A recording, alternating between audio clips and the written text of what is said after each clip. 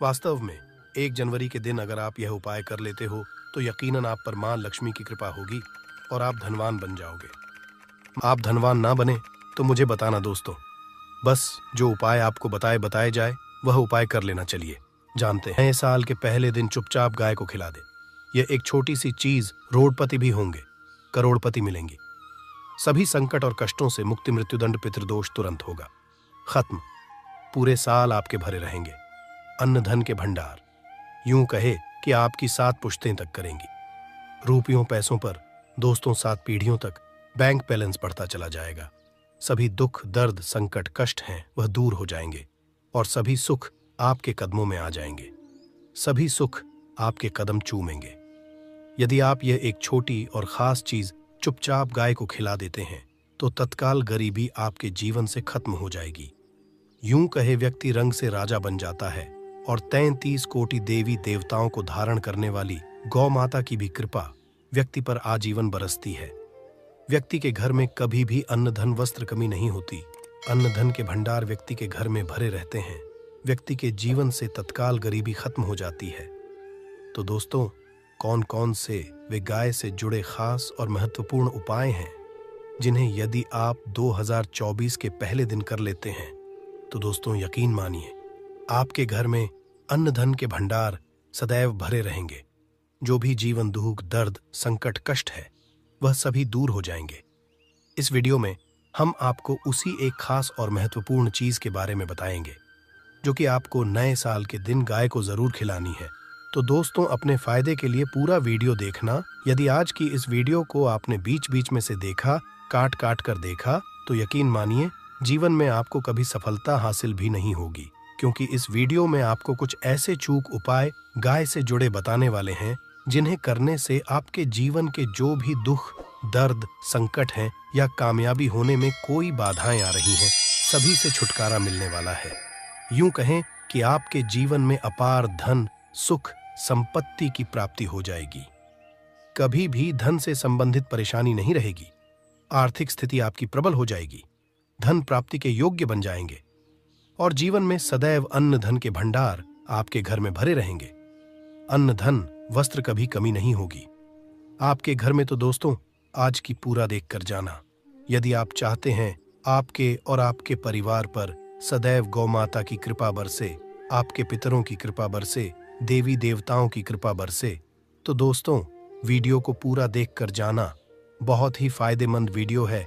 पूरे 500 सालों के बाद ऐसे दुर्लभ संयोग में है। वीडियो देखकर जाना यदि आप लाभ हासिल करना चाहते हैं और 7 पीढ़ियों तक कभी कोई किसी तरह की कमी ना हो, ये फल चाहते हैं, तो वीडियो को पूरा देख के जाना। बहुत ही लाभप्रद वीडियो है आपके लिए। दोस्तों, वीडियो को आगे शुरू करें सबसे पहले तो आप थोड़े से रिक्वेस्ट करते हैं, वीडियो को लाइक कर देना और कमेंट्स बॉक्स में सच्चे दिल से जय गौ माता जरूर लिख देना। कृपा आपके और आपके परिवार के ऊपर सदैव बरसती रहे और ज्यादा से ज्यादा वीडियो को शेयर जरूर करना, ज्यादा से ज्यादा अपने दोस्तों में, ताकि और लोग भी इस वीडियो के माध्यम से लाभ हासिल कर सके। इन उपायों को करने से अपने जीवन में सदैव धन सुख संपत्ति की प्राप्ति कर सके। तो शेयर करना भूले इस वीडियो को, जिससे और लोगों का भी भला हो। आपको बता दें, तीर्थ स्नान करना बहुत ही फलदायी समझा गया है। यदि कहीं तीर्थ स्थान पर पवित्र नदी में स्नान करना संभव ना हो तो आप क्या करें, घर पर ही नहाने वाले पानी में गंगा जल की कुछ बूंदें डालकर स्नान कर लें। और साथ ही साथ यदि आप स्नान आदि से निर्वत हो जाएं, सर्वप्रथम तो अपने घर के पूजा स्थान को साफ कर वहां पूजा पाठ करें। आप और पितरों के निमित्त तर्पण, पिंडदान जो आपसे बने, अन्न धन वस्त्र दान जरूर करें। और नए साल के पहले दिन दान करने से सभी मनोकामनाएं पूर्ण हो जाती हैं। नए साल के पहले दिन विशेषकर पूर्वजों की पूजन के लिए बहुत ही शुभ फलदायी समझा गया है।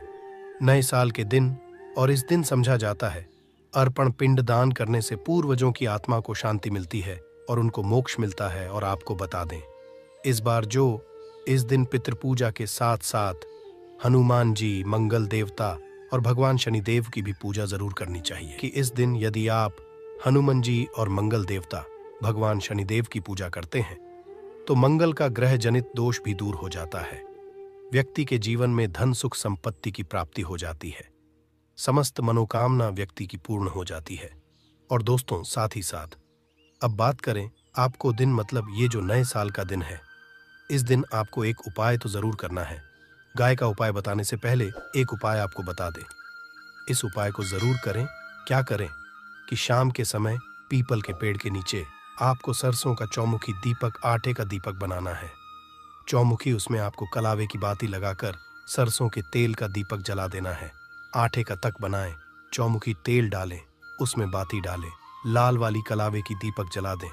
4-4 बाती लगाकर चारों दीपक, मतलब 4 भाग उसके बन जाए, हर एक भाग को जलाएं और बीच में 2 साबुत फूल वाले लौंग भी डाल दें। फिर देखिए कैसे चमत्कार आपके जीवन में होता है। शाम के समय जलाकर उसे छोड़े मनोकामना मानकर। दोस्तों, 21 दिनों के अंदर आपकी वह मनोकामना पूर्ण ना हो जाए तो हमें बता देना। बहुत ही प्रभावशाली उपाय बताया मैंने आपको, बहुत ही दुर्लभ से युग में है। इस बार वशिया जो है तो उपाय को जरूर करें। मंगलवारी उपाय बताया है, बहुत ही आपको लाभ देगा ये उपाय। और अब बात करें से जुड़े कौन कौन से उपाय आपको इस दिन, मतलब गाय से जुड़े, जिन्हें करने से व्यक्ति को 7 पीढ़ियों तक बैंक बैलेंस की कमी नहीं होती। दुख, दर्द, संकट, कष्ट दूर हो जाते हैं और सभी सुख व्यक्ति के कदमों में आ जाते हैं। कदम चूमते हैं, सभी सुख और घर में अन्न धन के भंडार सदैव भरे रहते हैं, कोई कमी नहीं होती। किसी तरह कौन कौन से उपाय ध्यान से सुनना, जिस तरह बताएं उसी तरह इन उपायों को आपको करना है। तो चलिए शुरू करते हैं। कौन कौन से गाय से जुड़े उपाय हैं? प्रभावशाली चमत्कारिक उपाय है जो कि आपकी किस्मत को चमका देंगे, आपको लाभ। शुरू करते हैं दोस्तों। सनातन परंपरा में गाय, गंगा और गायत्री का बहुत ज्यादा धार्मिक महत्व है। मान्यता है कि गौ माता के शरीर पर 33 कोटि देवी देवताओं का वास होता है। गौ माता की एवं पूजा करने वाले जातक पर इन सभी देवी देवताओं की कृपा बरसती है। गौ सेवा से न सिर्फ इस जन्म के बल्कि पूर्व के भी दोष दूर हो जाते हैं। हर एक सुबह जब आपके घर में भोजन बनना प्रारंभ हो तो सबसे पहले बनाई गई रोटी को आप गौ माता के नाम से निकाल दें और भोजन करने से पूर्व गौ माता को इस रोटी को खिलाएं। यदि संभव हो तो काली गाय को खिलाएं। यदि काली गाय ना मिले तो सफेद गाय को भी आप खिला सकते हैं। हर एक और मांगलिक काम में गौ माता या उनसे जुड़ी चीजें जैसे गाय का गोबर, गौमूत्र, गाय का दूध अथवा गाय के दूध से बना घी जरूर शामिल करें। इससे आपको पुण्य भाव की प्राप्ति होगी। सनातन परंपरा के अनुसार जिस घर में गाय होती है उस घर से जुड़े सभी वास्तु दोष स्वतः ही खत्म हो जाते हैं। किसी भी पूजा में गाय से हासिल पंचमय युक्त विद्यार्थ का उपयोग जरूर शामिल करें, क्योंकि पंचम या के बिना कोई भी पूजा, पाठ और हवन सफल नहीं। या दोस्तों, गौ कृपा पाने के लिए प्रतिदिन सप्ताह अथवा महीने में परिवार समेत एक बार गौशाला जाने का नियम जरूर बनाएं और वहां गायों को हरा चारा जरूर खिलाएं। इससे आपको शुभ फलों की प्राप्ति होगी और साथ ही साथ गौ सेवा और गौ पूजा से 9 ग्रह शांत हो जाते हैं और इनसे जुड़े 200 का निदान हो जाता है। गर्मियों में गौ माता को पानी पिलाए और सर्दी में गौ माता गुड़ जरूर खिलाए। ध्यान रखें कि गर्मियों में गाय को गुड़ ना खिलाएं।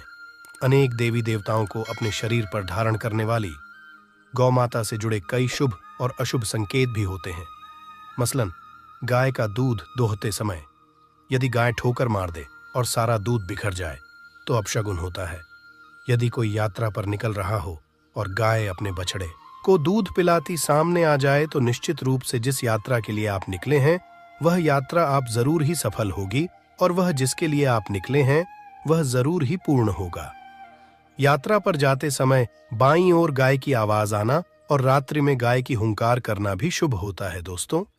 साथ ही साथ गाय के साथ आप भूलकर भी ये काम ना करें, अन्यथा मिलता है घोर पाप और जीवन भर की परेशानियां। जी हाँ दोस्तों, गाय को राष्ट्रीय पशु बनाए जाने और इन्हें मौलिक अधिकार दिए जाने की बात हो रही है। तो सवाल उठता है, गाय संस्कृत का अहम हिस्सा है, तब भी गाय के साथ लोग खराब व्यवहार कैसे कर लेते हैं? गाय दर दर भटकती रहती है भर पेट, इन्हें चारा तक लोग नहीं देते। गाय जब तक दूध देती रहती है तो उनकी सेवा होती है और जैसे ही दूध देना बंद कर देती है तो लोग इन्हें उनकी किस्मत पर छोड़ देते हैं सड़कों पर और गलियों में भटकने के लिए। ऐसे में गोवंशी जीवों को कोई डंडे मारता है तो कोई उन पर पानी डाल देता है, कभी वाहनों से कर लग जाती है तो कभी बीमार होकर बेचारी ये गाय दम तोड़ देती है। ऐसे में जरूरत है इन बातों को जानने की गाय को लेकर शास्त्रों में क्या कहा गया है, गाय के साथ आपको कैसा व्यवहार करना चाहिए। क्या दोस्तों, गाय को कभी भी मारना पीटना नहीं चाहिए। शास्त्रों में गाय को माता का दर्जा दिया गया है। गाय को मारने वाला माता को मारने पीटने वाले के समान पाप का भाग्य समझा जाता है। नरक लोक में वर्षों तक कष्ट भोगना पड़ता है। अगले जन्म पशु योनि में मिलता है। कथा है कि गौतम मुनि ने गलती से गाय को डंडा मार दिया था, जिससे गाय की मृत्यु हो गई थी, और इस पाप से मुक्ति के लिए इन्हें वर्षों तक तपस्या करनी पड़ी। भगवान श्री कृष्णा जी ने बैल स्वरूप में आए वृद्धाश्रम का वध कर दिया था, जिससे मुक्ति के लिए भगवान श्री कृष्णा को संपूर्ण तीर्थों को एक कुंड में बुलाना पड़ा, और इस कुंड में स्नान से वह पाप मुक्त हो गए थे। ये दोस्तों साथ ही साथ पानी पी रही गाय को भगाते हैं। वे घोर पापी के भागी बनकर नरक भोगते हैं, ऐसा पुराणों में बताया गया है। जबकि जो लोग गाय के लिए प्याऊ और चार बनवाते हैं वह महाभाग्यवान होते हैं। ऐसे लोग घोर पाप से मुक्त होकर स्वर्ग पा जाते हैं और बड़े ही धनवान कुल में जन्म लेकर सुख भोगते हैं। और साथ ही साथ आराम कर रही गाय को कष्ट देकर कभी भी उठाना नहीं चाहिए। कहते हैं कि इस स्थान पर गाय बैठी है, वहां से नकारात्मक ऊर्जा खत्म हो जाती है। गाय के बैठने की जगह को जो लोग नियमित साफ रखते हैं वह जन्म में किए गए जाने अनजाने में पापों से मुक्ति हो जाती है और गोलोक में स्थान पाते हैं। गाय को डंडा मारकर उठाना, पानी डालकर उठाने से मनुष्य पाप का भागी बनता है और अगले जन्म में उसे दर दर भटकना पड़ता है। और साथ ही साथ शास्त्रों में बताया गया है कि गाय का दूध उसके बछड़े के लिए होता है। गाय के बछड़े से बचा हुआ दूध ही मनुष्य को लेना चाहिए, परंतु कुछ लोग एक बार गाय को दूर लेने बाद फिर से बछड़े के लिए बचा हुआ दूध भी धो लेते हैं। ऐसा करना घोर पाप कहा जाता है।